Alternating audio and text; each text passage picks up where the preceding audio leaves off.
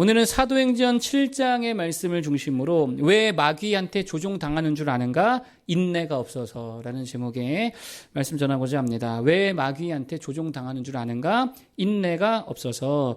자, 오늘 스데반 집사 이야기인데 크게 두 가지 파트로 좀 살펴보기를 원합니다. 첫 번째는 스데반이라고 하는 이 메신저, 인물을 좀 보겠고요. 둘째는 스데반이 오늘 설교하잖아요. 이 설교 메시지를 살피도록 하겠습니다. 첫 번째 파트는요, 스데반이라고 하는 메신저에 대한 이야기입니다. 여기서 말하고 싶은 거는 뭐 이런 거예요. 스데반은 명사로 살지 않고 동사로 살았더라. 뭐 그런 겁니다. 명사로 살지 않고 동사로 살았더라. 바꿔 말하면 이런 거죠. 스데반이 누구냐고 했을 때에 명사로만 설명되는 사람이 아니라 동사로 설명되는 사람이더라는 거예요. 저는 참 이게 중요하다고 생각합니다. 어떤 사람은요, 명사로만 설명이 돼요. 저 사람 누구야? 목사야. 명사로 설명되는 거잖아요. 그냥 목사야, 아무개 아빠야, 집사야, 뭐 권사야, 누구 남친이래. 잘 보면 명사로만 설명되잖아요. 그런데 어떤 사람은요, 동사가 추가돼요. 동사로 설명이 돼요. 이런 거죠. 저 사람 누구야? 기도를 되게 많이 하는 권사님이셔. 동사로 설명되죠. 그냥 권사가 아니라 기도를 많이 하는 권사님이셔. 누구 아빠야? 어떤 아빠야? 애들이랑 되게 잘 놀아주는 아빠야. 되게 잘 도와주는 옆집 이웃 아저씨야. 저분 우리 교회 장로님이신데 정말 열심히 섬기시는 분이야. 잘 보세요. 뭐로 설명이 되고 있어요? 동사로 설명되고 있다는 거예요. 그게 바로 오늘 스데반 집사님의 모습이었다는 것입니다. 스데반의 직분이 뭐예요? 집사잖아요. 그런데 그냥 집사라는 직함만 있는 이름만 있는 집사가 아니었습니다. 동사로 설명되는 사람이었다라고 하는 거예요. 그리고 그 동사를 살아낸 사람이었다는 것입니다. 그래서 사실 스데반에 대한 이야기가 6장 8절부터 나오는데 한번 읽어보겠습니다. 자, 6장 8절. 자, 6장 8절 다 같이 읽어보겠습니다. 시작. 스데반이 은혜와 권능이 충만하여 큰 기사와 표적을 민간에 행하니. 자, 스데반이 은혜와 권능이 충만하여 큰 기사와 표적을 민간에 뭐 했다고요? 행했다. 스데반 어떤 집사냐? 민간의 능력과 기사를 행하던 집사더라. 동사로 설명되잖아요. 9절도 보겠습니다. 9절 시작. 이른바 자유민들 즉 구레네인 알렉산드리아임 길리기아와 아시아에서 온 사람들의 회당에서 어떤 자들이 일어나 스데반과 더불어 뭐 했다고요? 논쟁했다. 이거 뭐 주어는 물론 스데반 아니지만 우리 맥락적으로 스데반이 이런 일을 했다는 걸 알 수 있죠. 동사로 설명되죠. 10절도 읽어보겠습니다. 시작. 스데반이 지혜와 성령으로 말함을 그들이 능히 당하지 못하고. 지혜와 성령으로 뭐 했다고요? 말했다는 게 전했다는 거예요. 그리스도를 이야기했다는 거예요. 지금 뭐로 설명되고 있습니까? 동사로 지금 다 설명이 되고 있더라라고 하는 거예요. 여러분, 그리고 55절, 7장 55절 쭉 뒤로 가서 7장 55절도 보겠습니다. 55절 시작. 스데반이 성령 충만하여 하늘을 우러러 주목하여 하나님의 영광과 미 예수께서 하나님 우편에 서신 것을 보고 아멘. 성령 충만했다 그러죠. 하늘을 우러러 주목하였다 그러죠. 예수께서 서신 것을 보았다 그러죠. 그러니까 그냥 집사라고 하는 그런 명사로만 설명되는 게 아니라 동사로 설명되고 동사로 살아낸 사람이 스데반 집사님이었다는 거예요. 이게 참 중요하다고 생각합니다. 직함도 있고 직분도 있고 불리는 이름이나 호칭은 다 있잖아요. 그런데 하는 게 없다. 뭐 하는 집사래? 뭐 하는 권사래? 뭐 하는 목사래? 근데 할 말이 없다. 이상한 거 아니에요. 회장인데 하는 게 없다. 장로, 권사, 집사, 목사인데 전도사인데 하는 게 없다. 성도인데 설명되는 동사가 없더라. 그거 뭐예요? 아무것도 아니죠. 이름만 있고 명사로만 설명된다면 그 진짜 아무 능력 없는 삶이라는 것입니다. 자꾸 뭐로 설명이 되는 사람이 돼야 돼요?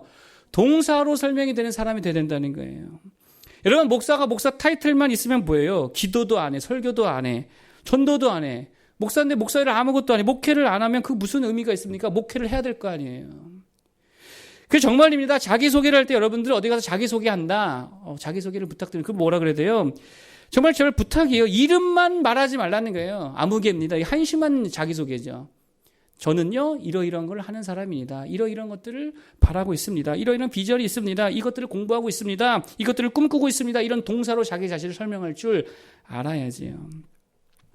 여러분, 권사고 집사고 전도사고 리더고 성도면 이름만이 아니라 명칭만이 아니라 동사로 설명이 될 수 있는 사람들 되기를 바라겠습니다.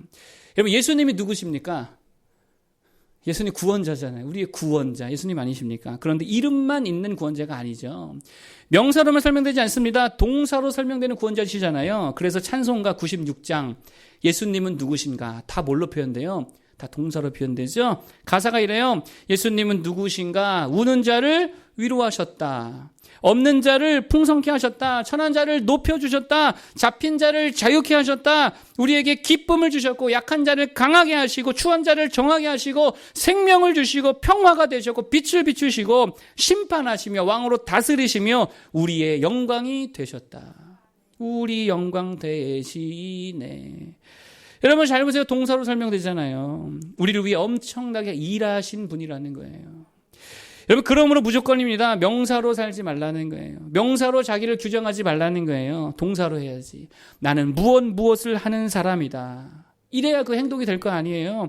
나는 가족을 사랑하는 사람이다. 가족을 살아가는 아빠다. 이렇게 자신을 규명해 사랑이 나갈 거 아니에요.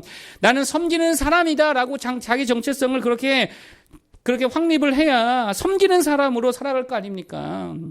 나는 기도하는 사람이다. 나는 전도하는 사람이다. 나는 예배하는 예배자다. 나는 도움을 주는 사람이다. 나는 예수를 따르는 사람이다. 순종하는 사람이다. 나는 계속 사명을 감당하는 사람이다. 이래야 된다라고 하는 거예요. 여러분 정말입니다. 한번 해보세요. 집에 가셔서 노트를 딱 펴놓고 가정에서 또 교회에서 직장에서 내가 뭐 하는 사람인지 한 10개씩 한번 적어보라는 거예요. 가정에서 내가 뭐 하는 사람인가. 근데 내가 하는 게 없다. 적을 게 없다. 가정에서 내가 맨날 TV만 보고 있네. 그러면 안 되지요. 적어도 10개씩은 써야죠. 교회에서 나는 뭐 하는 사람인가 했더니 그냥 앉아만 밥만 처먹고 있더라. 그러니까 문제가 있는 거죠. 뭐 해야 될 거 아닙니까? 하는 게 있어야 될 거 아닙니까? 어디서든 마찬가지라는 거예요. 교회에서 성도고 가정에서 부모고 자녀고 직분자인데 또 사회에서 이런저런 이름과 직함으로 불리는데 정작 하고 있는 게 없다.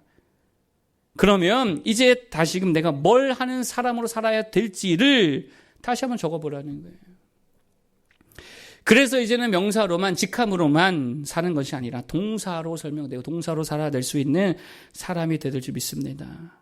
그래서 명사에 자신을 국한시키면 안 되는 거예요.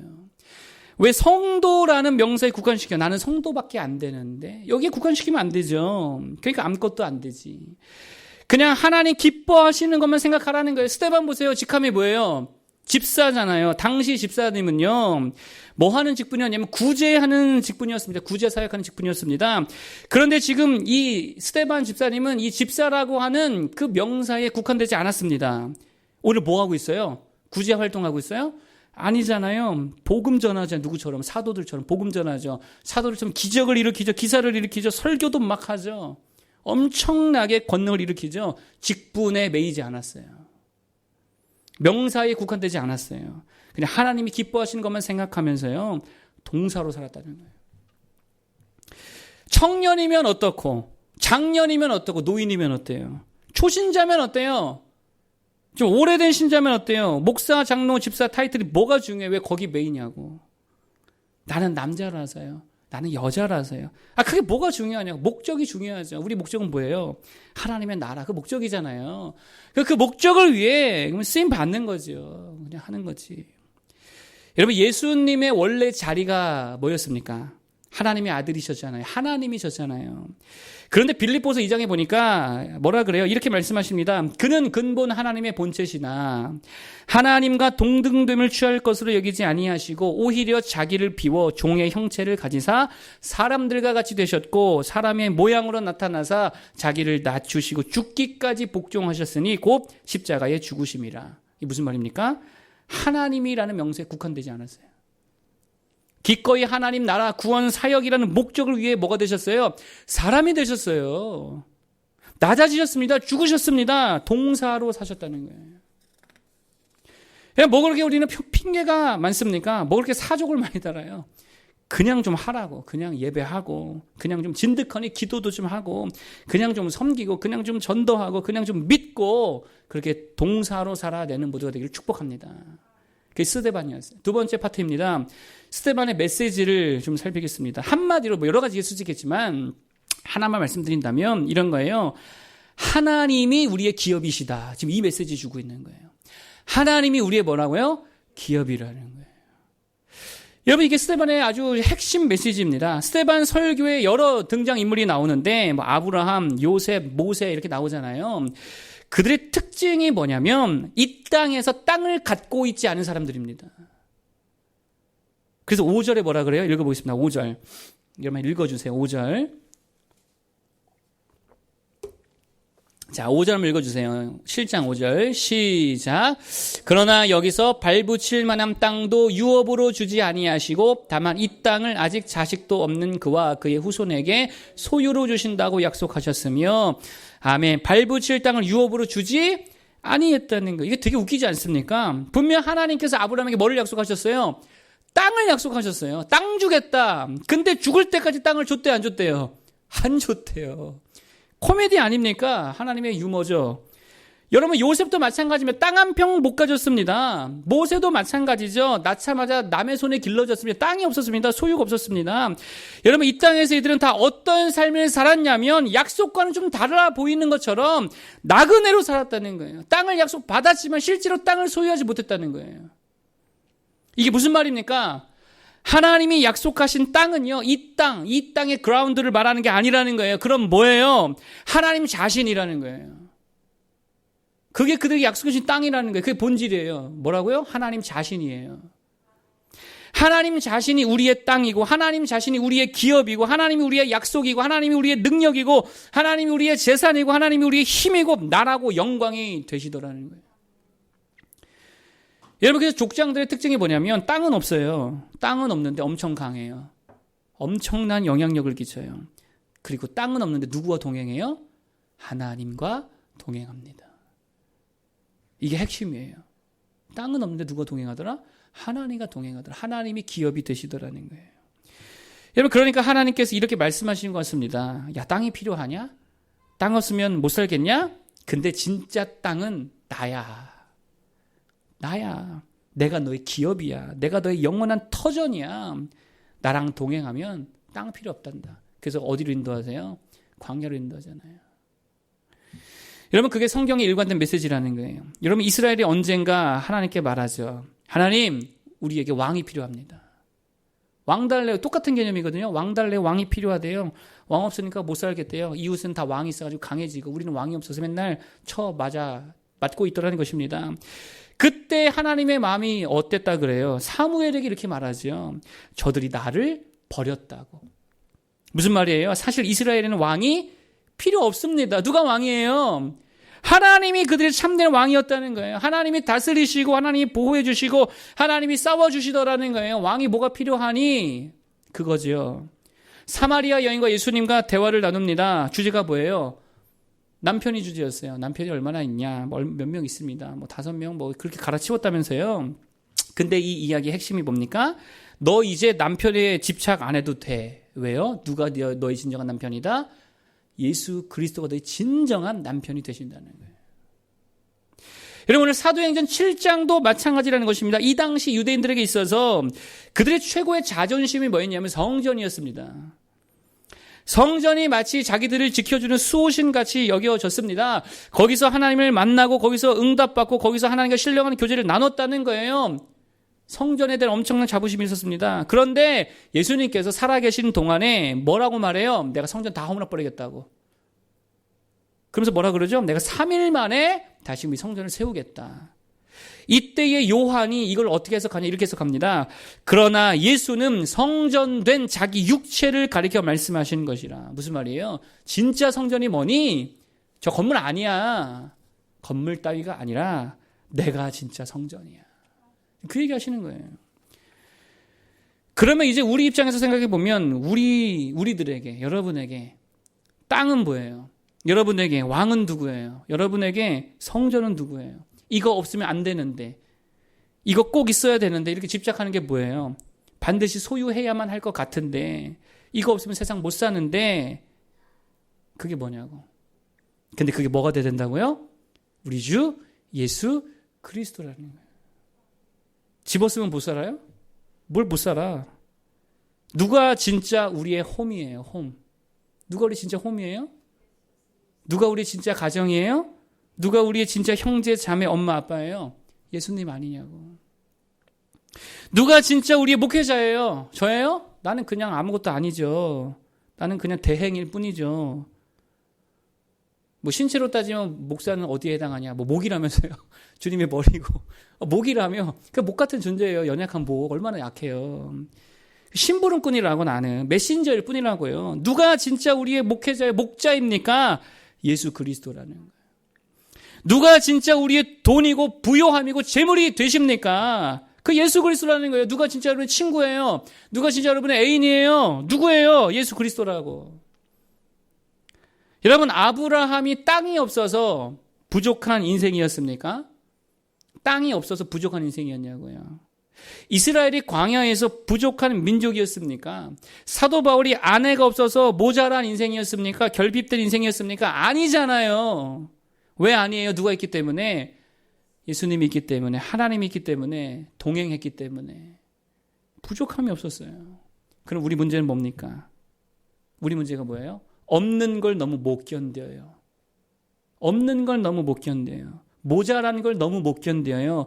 내 욕망이 채워지지 않는 걸 너무 못 견뎌요. 이걸 못 참아요.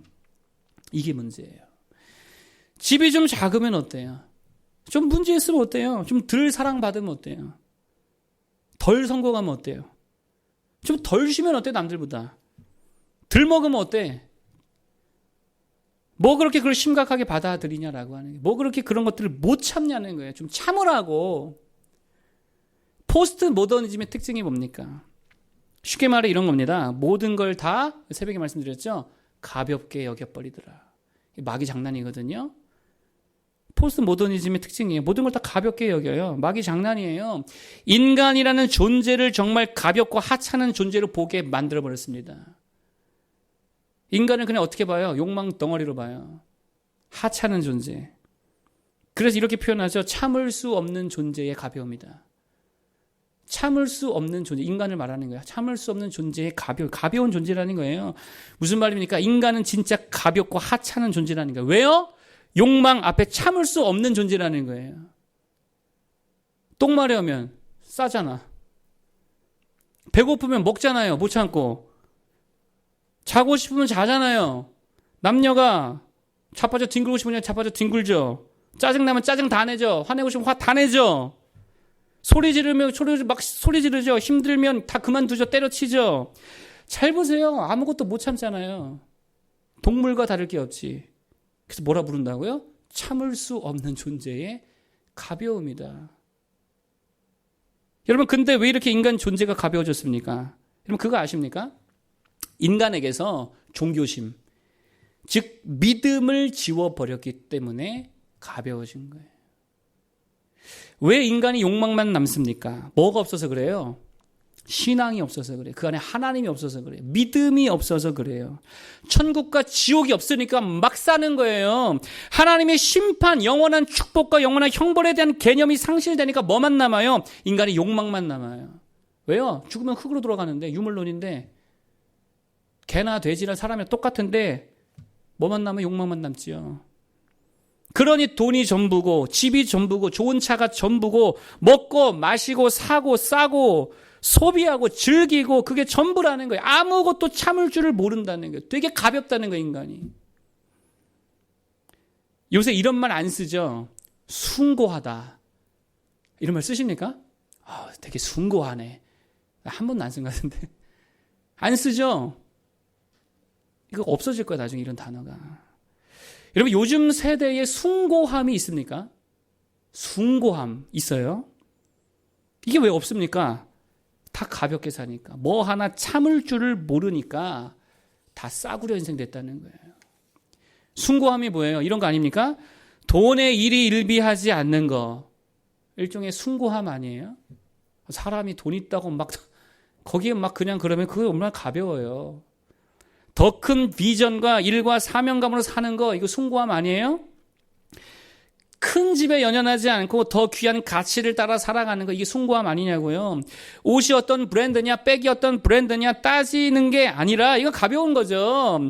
그런 것과 상관없이 하는 일이 가치 있는 일을 하고 자신을 절제하고 헌신하고 인내하고 희생하면서 뭔가 기여하고 가치를 창출하고 정말 의미 있는 일에 자신의 인생을 내어 드릴 수 있는 거, 이런 게 숭고함이 아니냐고. 여러분 잘 보세요. 인간이 하나님을 경외하는 것만큼 숭고한 일이 어디 있어요? 여러분 그래서 말씀을 지키고 도덕적이고 온전한 삶을 추구하는 거 얼마나 숭고합니까? 그게 자유라고요. 그게 자유. 진정한 자유. 여러분 인간을 인간답게 하고 인간을 숭고한 존재가 되게 하는 거 다른 거 아닙니다. 인내하는 거예요. 그래서요. 참아내는 거예요. 믿음을 붙들고 절제하면서 사명을 이루는 거예요. 말씀을 살아내는 거예요. 여기에 숭고함이 있다고. 그 욕망 덩어리로 사는 게 아니라 뭐 그렇게 싸구려로 살아가느냐는 거예요. 드라마 없이 못 살아요, 여자들. 드라마 안 보면 못 사냐고. 아, 드라마보다 예배 나온다며? 한심하죠? 남자들 야동 없이 못 살아요? 청년들 야동 없이 못 살아? 꼭 술 먹어야 돼? 꼭 춤추러 다녀야 돼요? 꼭 고스톱 쳐야 돼 이거? 그거 없이 기쁨이 없냐고. 저는 우리가 좀 숭고한 인생을 살았으면 좋겠습니다. 너무 가볍다는 거예요. 하나님이 진짜 우리의 기쁨 되시고 하나님이 진짜 우리의 능력이 되시고 하나님이 진짜 우리의 평강이 되시고 행복이 되시고 힘이 되심을 바라보며 살아갈 수 있었으면 좋겠습니다. 여러분 이 시선을 하나님께 이 시선을 잃어버리면 무조건이에요. 그 신앙을 잃어버리면 무조건이에요. 욕망만 남고 가벼워지는 거예요. 싸구려 인생 되는 거예요. 참을 수 없는 존재의 가벼움. 하나님 없는 자아는 고삐 풀린 망하지. 아무것도 못 참고 싸질러 대는 욕망 덩어리밖에 안 된다는 거예요. 그리고 가벼워지면 뭐가 쉽냐? 마귀가 조종하기가 너무 쉽다는 거예요. 잘 보세요. 세상이 우리를 되게 쉽게 조종하고 있지 않습니까? 마귀가 되게 쉽게 여러분을 요리하고 있지 않습니까? 돈 주면 꼬리 흔들면서 막 따라오니까 얼마나 조종이 쉬워요. 아, 좀 예쁘고 나이스하고 멋있는 뭐 섹시한 사람 하나 붙여주면 막 침 흘리면서 쫓아가니 얼마나 조종하기가 쉬워요. 왜 그렇습니까? 가벼워가지고. 욕망만 남아서 하나님을 보지 못하니까 아무것도 참아내지 못하더라는 거예요. 여러분 그러나 하나님은 우리에게 그런 삶을 원하시지 않은 줄로 믿습니다. 정말 주체적이고 주도적인 인생, 하나님의 형상을 따라서 정말 자유롭게 살아가는 삶, 욕망을 따라 살아가는 것이 아니고 가치를 따라 살아가는 삶. 방법은 하나죠. 뭐 붙들어야 됩니까? 신앙을 붙들어야 되는 거예요. 신앙을 붙들 때 참된 자유가 임하게 되는 거예요. 세상 보지 않고 하나님 바라보는 거예요. 그리고 믿음으로 인내하는 거예요. 참아 보시기 바랍니다. 그래서 세상이 주는 떡밥 그거 안 무는 거지요. 마귀가 던져주는 먹이 거들떠 보지도 않는 거지요. 그리고 더 숭고한 삶을 묵묵하게 걸어갈 줄 아는 이렇게 묵직한 인생이 되었으면 좋겠습니다. 그래서 제발 부탁입니다. 돈 좀 벌었다고 막 웃고 다니지 마세요. 너무 천박해. 반대도 마찬가지로 너무 돈 없다고 막 울고 다니지 마세요. 우리에게 누가 있습니까? 하나님 계시잖아요. 하나님이 우리의 진정한 기업이 되시는 줄 믿습니다. 그 하나님만 바라보면서 정말 묵직하게 사명 감당하고 정말 의미 있고 가치 있는 주님이 부여해 주신 일들을 감당하는 부자 되기를 축복합니다. 오늘 두 가지 말씀드렸습니다. 첫 번째로 명사로 살지 말고 동사로 살아라. 그게 스데반의 삶이었다 그랬죠. 무엇 하는 사람이 되어야지요. 직분만 남은 거 아무것도 아닙니다. 기도 많이 하는 우리 직분자들, 전도 많이 하는 직분자들, 하나님 사랑하는, 섬길 줄 아는 그러한 동사로 설명되는 사람들이 있으면 좋겠고요. 두 번째는 하나님이 우리의 진정한 기업이 되시더라. 그거 바라보면서 믿음으로 인내할 때에 가벼운 삶이 되는 게 아닙니다.